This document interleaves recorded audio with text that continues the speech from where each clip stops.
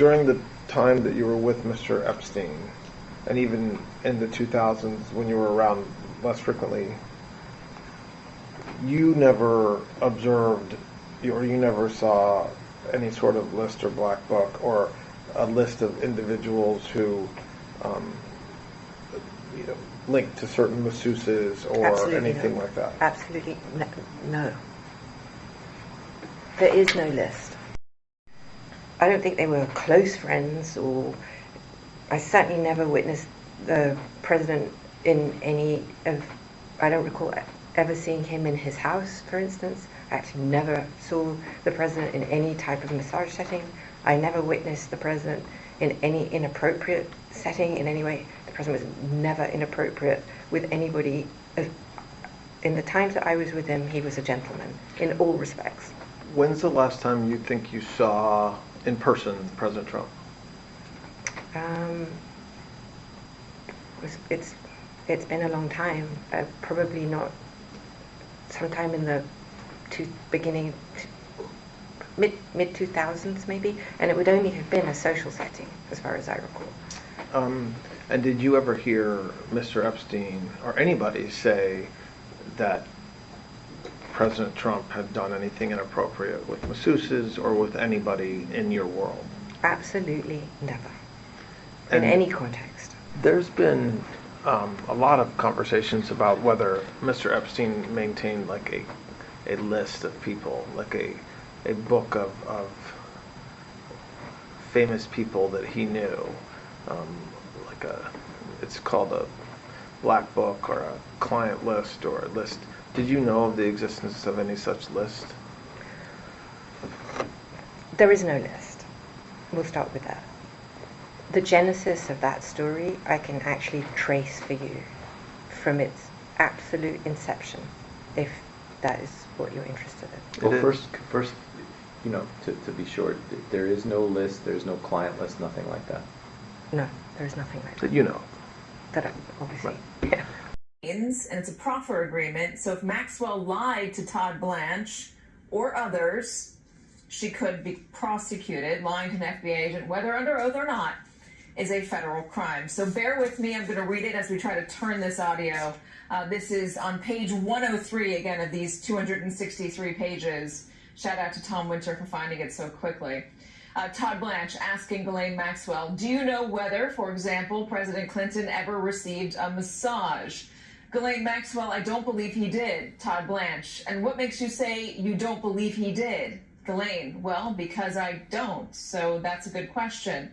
The time that Epstein and President Clinton spent together, the only times I believe, well, obviously, they traveled. There was that, the plane. They went on the plane 26 times or whatever, and that would be one journey. So they spent time on the plane together, and I don't believe there was ever a massage on the plane. So that would be the only time that I think President Clinton could have received a massage, and he didn't because I was there. Epstein and Trump had been the best of friends. I mean, I don't mean just casual friends, acquaintances, someone he knew. I mean the best of friends. Possibly, I think they were the most important relationship, non-family relationship in each other's lives. She's been indicted twice on perjury. This is why we need the files. This is why we need independent evidence. Have you ever had a personal relationship with Donald Trump? What do you mean by personal relationships? Have you socialized with him? Yes, sir. Yes? Yes, sir.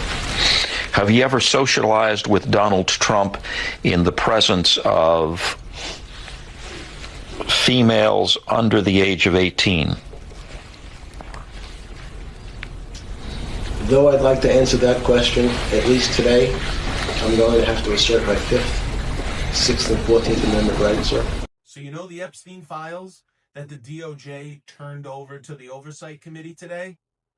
Well, according to Congressman Robert Garcia, the ranking member of the Oversight Committee, Democrat from California, there were 33,000 pages turned over today, and most, if not all, he says most, were already in the public record.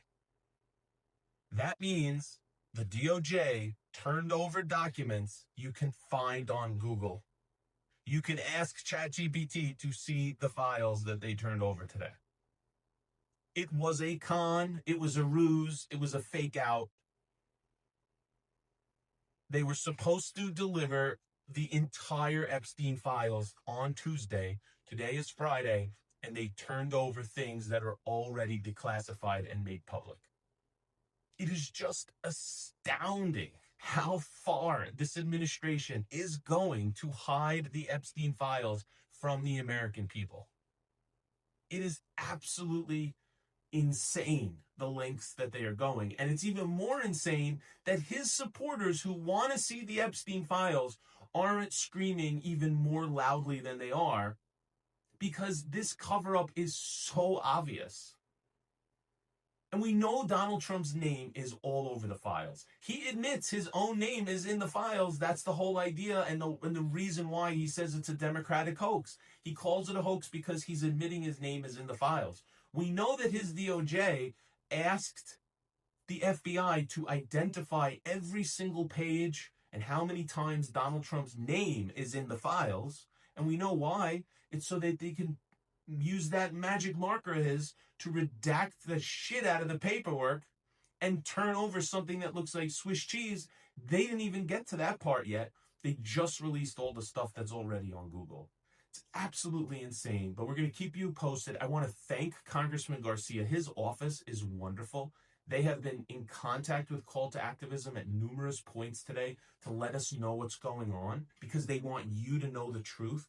So let's please keep staying on this story. Ask to see those files. Don't let this DOJ get away with it. And the answers effectively are nothing to see here with Donald Trump. I'll just give one example, Andy.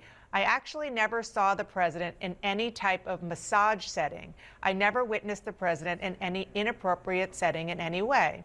The president was never inappropriate with anyone, Maxwell said.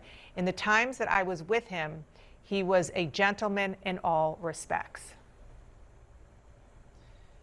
I mean, is it a coincidence that the testimony she delivered, which we've now heard and which you quoted there, was essentially exactly what the White House was looking for, right? They needed someone to say there is no client list, and they needed someone to say President Trump has never done anything wrong. Immediately after the interview, she receives a benefit. She hasn't cooperated. There's no deal. She hasn't helped put anybody else in jail, but she gets a rather significant benefit. Her status in the system is reclassified inexplicably. Sex offenders are not allowed traditionally to go to minimum security facilities. She is reclassified in the system and transferred to a minimum security facility that is infinitely, better than the place where she was. First of all, the DOJ is stonewalling. I mean, President Trump is saying, give the files. But to put this in context, we've received 33,000 pages. That's less than 1 gigabyte. The FBI has said publicly that there are about 300 gigabytes of files. That means the DOJ today released well less than 1%. To put that in context, I've done major investigations of big oil companies. Usually you get about 1 million documents the first time. So they are not cooperating, and most of the things that have been released based on our cursory review have been already public information. What we need to do when we get back is pass Thomas Massie and my bill to demand the full release of the Epstein files. The Speaker shut down Congress because he did not want to vote on that bill. We are going to force a vote on that bill. All 212 Democrats are on it, and you have 11 Republicans, people like Marjorie Taylor Greene, Lauren Boebert. And right when we get back, we're going to have this press conference and force a vote so that DOJ actually releases all the files. Does she have any incentive to be completely forthcoming? Or is there incentive for her, perhaps in seeking a pardon, to not share the truth? What do you make of her credibility? And that's the question people are going to have. She's a convicted felon. And so how much do you rely on the testimony that she's providing? I mean, that's one of the #1 questions that her critics are going to have.